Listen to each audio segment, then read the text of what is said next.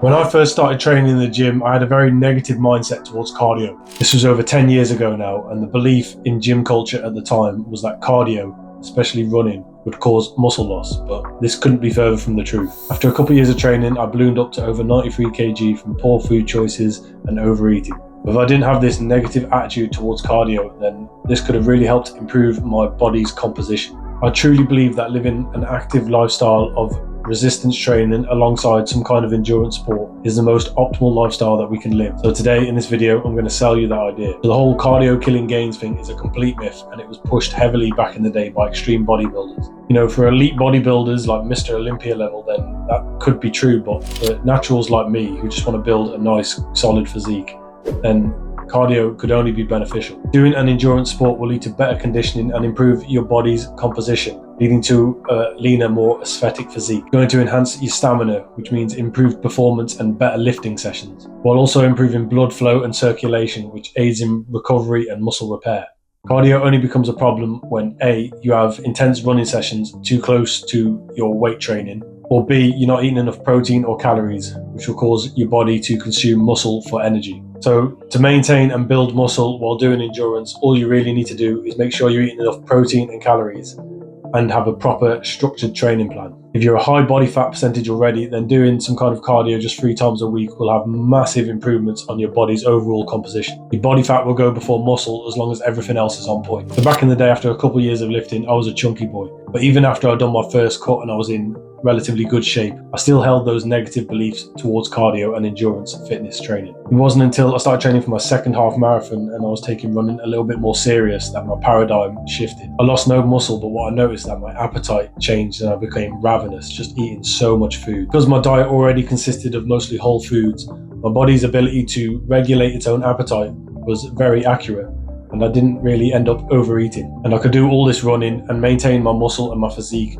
without even tracking my calories. Overeating isn't really a problem for me anymore, as my diet is on point and I live a very active lifestyle. I'm in the gym 6 days a week and I do 3 running sessions a week as well. So how do you actually get into an endurance sport properly? Because what I see is most people in the gym, they just do cardio as an afterthought. They don't take it too seriously. When you get into something like running, for example, properly, then it becomes just as enjoyable as the gym.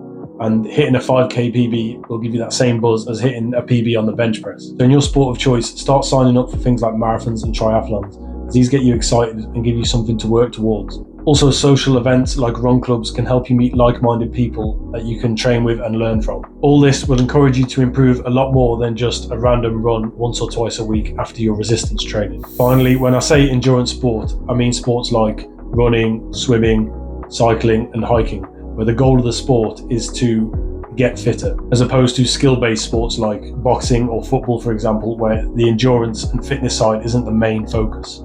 These are great and I think you should do them, but what I'm preaching in this video is all around strength and fitness for maximum longevity. So finally, to finish, I'm going to give you some tips on how to prevent muscle loss while doing your endurance training. So structure your training plan so that you can perform in both areas. So here's some examples from my training plan.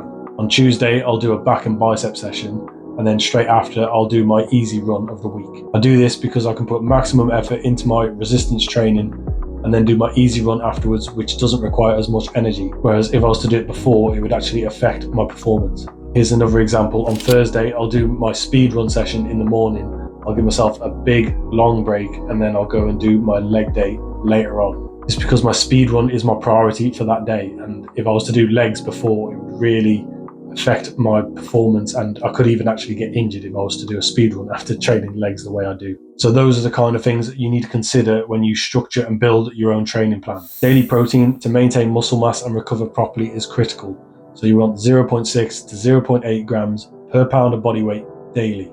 Also do a BMR calculator so you know your exact daily caloric intake, and then eat as close to this number as possible. And then the last thing is just have a play around with your carbs and fats to find the optimal ratio for you. The most important thing to consider here is that you're eating enough carbs to keep muscle glycogen topped up. And finally, to finish, with the hybrid lifestyle, recovery becomes even more important. A proper sleep routine of 7 to 9 hours a night and going to bed and waking up at the same time every day is so vital. Also make sure that you're stretching all muscle groups in your body to avoid injury and keep that mobility. But that's everything for this video. It was a bit of a quicker one today, but I hope you enjoyed it.